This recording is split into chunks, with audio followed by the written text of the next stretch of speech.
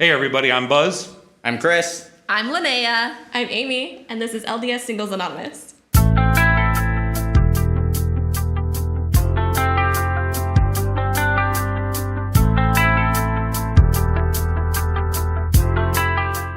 Intro music. So today we're talking about another fear about dating. We know we're all afraid of commitment. We understand that, but we want to dig deep into that. So today's that we decided to talk about is the fear of not being worth it.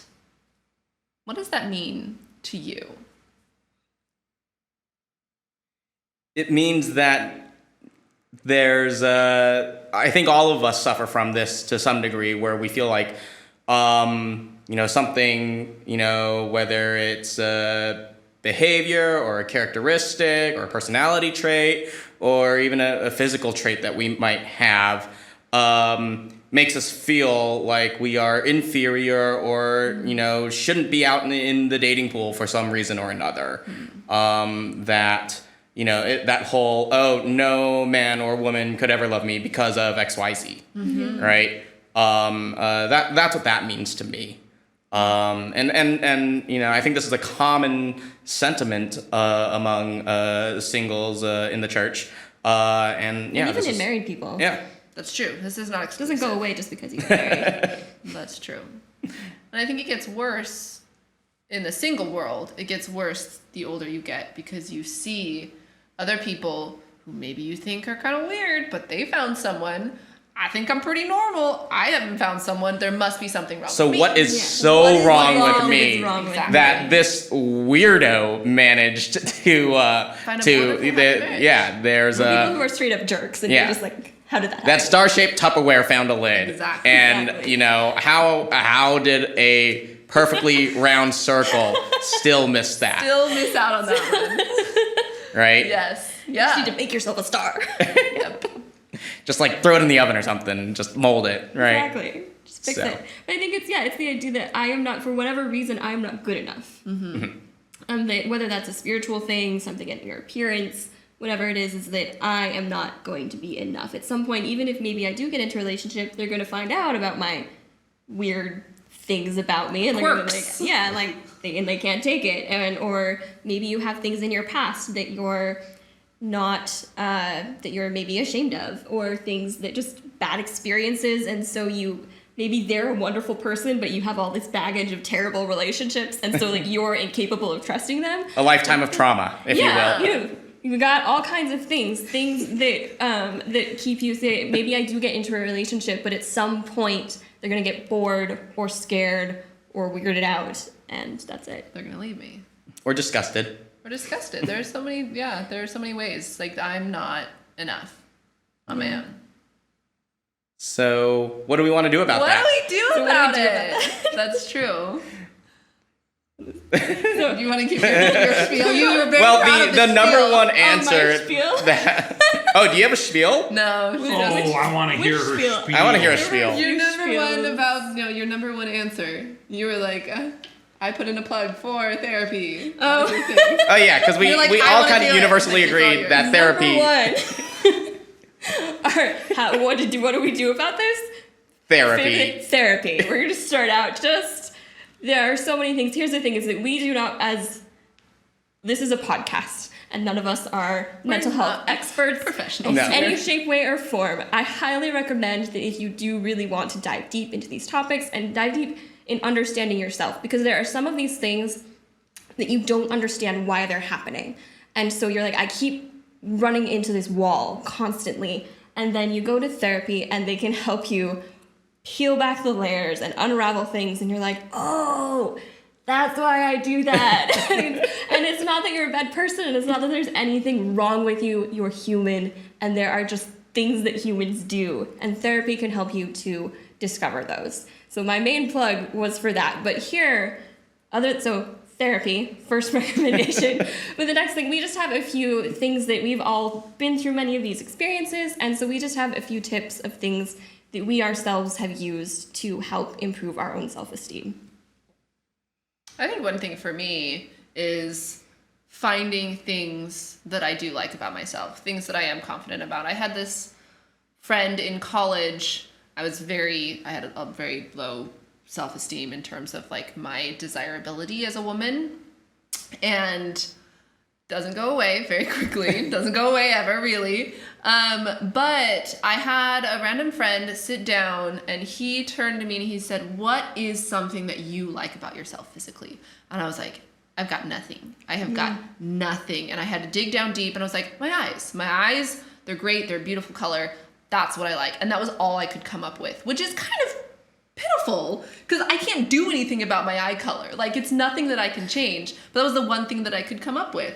And it struck me as like, wow, if I don't even like myself, why would anyone else like me? So that's my advice, dig down into yourself and find things that you do like about yourself. And then beyond that, find the things that maybe you don't like about yourself and learn to like them.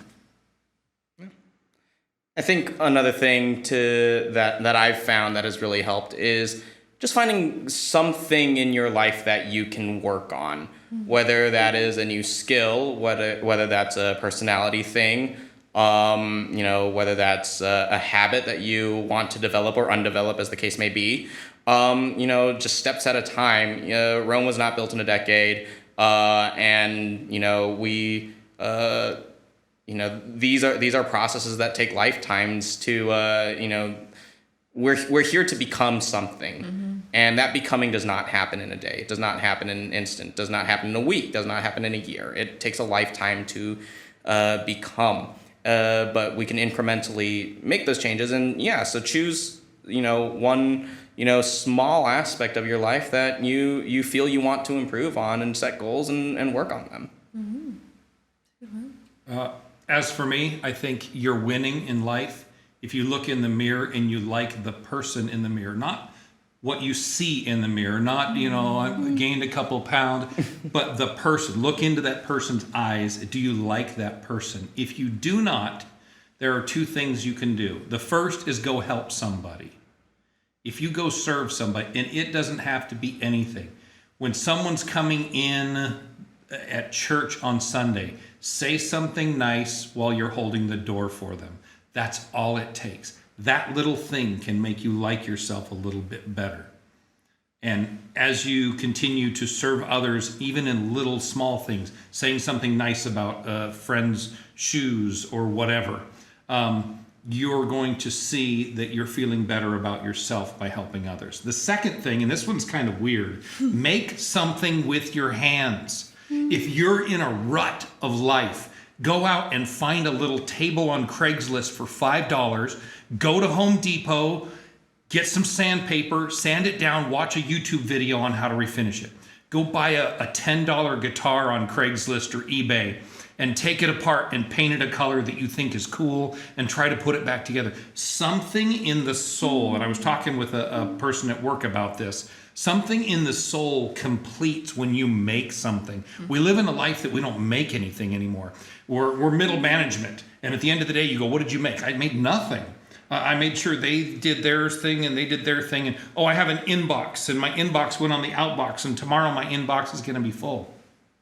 Something about not making something. When you get that guitar, even if it doesn't play right, but it's the color you want, when you hold it in your hands, you've made something, and that just kind of completes something inside the soul. I don't care if you ever use that table again, or you sell it on Craigslist for $20 and you go, I made $10. Whatever it is, make something with your hands. You're going to find you're feeling better about yourself when you look in the mirror. That's good too. I like that. Right. I think that the important thing to recognize is that any kind of relationship, whether it's romantic or even friendship or anything else, is going to expose your weaknesses. And everybody has them. So there's no escaping that those things are going to come out. But the idea is there's the idea of guilt versus shame. And so shame says, I am a bad person, and guilt is, I did a bad thing. And if I did something bad, that's not my identity. It's just something that I did, and I can change that action. I can change that behavior. And so I think one of the important qualities in life and also in the gospel, obviously, is understanding that I'm a child of God and my worth is not up for debate. I get that. I'm a child of God, and it stops there. You have worth. And so there's this quote, I mostly remember it from the Princess Diaries, but I think it's an Eleanor Roosevelt quote where she says, no one can make you feel inferior without your consent. And so if your worth comes from God, it does not come from what other people think about you, then that's it. And so any inferiority, so it might happen that something happens and you're like, oh, I feel like I'm not very good at this.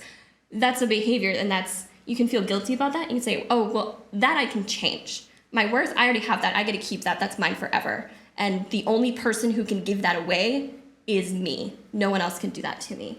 And so it's important to recognize that, yes, we're all going to realize that we have weaknesses, but the important thing is what you do about that. Yeah. It's important to remember that when you make these changes, that to not make them just for one person, as if, oh, if I just change everything about myself, then I will become worthy for them. Because there are even some changing people, for an entire opposite gender.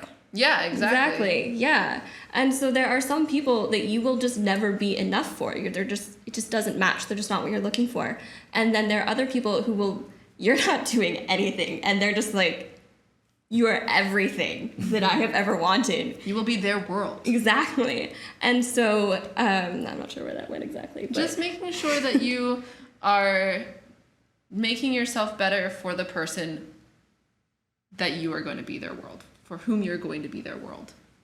And for yourself, Yeah, right? for Yeah, yourself. make To the be changes yourself. to be the person that you want to be. yeah. Right, not the person that other people expect you to be. And it's finding that balance between that self-love and self-compassion, as well as the self-awareness to recognize, where can I be doing better, right? What are some things that I can change about myself without letting that impede upon our self-esteem and undermine our sense of self-worth, because as we discussed, that's infinite. So Got the balance. Perfect brightness of hope, divine discontent. I am of infinite worth. I can do better, but I'm not bad because I need to do better.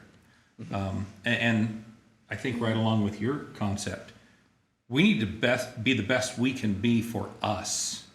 If we're the best we can be as a single person, we're going to be the best we can be as a person in a relationship. And to say, I want to change to be this person's one and only. No, be the strongest, biggest, baddest thing you can be. And if you're the biggest, baddest, and you're confident, and you're, all of those things, you're going to be that for that person. If you're strong single, you're going to be a strong relationship person. Yeah, and if there isn't someone who matches your level of awesomeness, that's also okay. Yes. And I think that's what is important, is your self-esteem is never going to come from being in a relationship with someone else. It has to come from yourself. Yep. And so the idea is that and the thing that's going to keep you stable and happy, especially if being single is how you're going to be for a long time, is saying that whether I'm in a relationship or I'm not in a relationship, I am okay and I am worthy regardless of my relationship status. Bam. Okay. all right, is there anything else? I suddenly forgot how to end this. So if any of you guys have any other tips or advice, ways that you have worked on building up your own self-esteem, or if you also want to share, we're doing this series on fears about dating. If you have any other fears that you want to share with us, please leave a comment below. And then if you also are loving these videos, you want us to make more of them, give us a like, maybe a subscribe. And this has been LDS Singles Anonymous. Thanks for watching.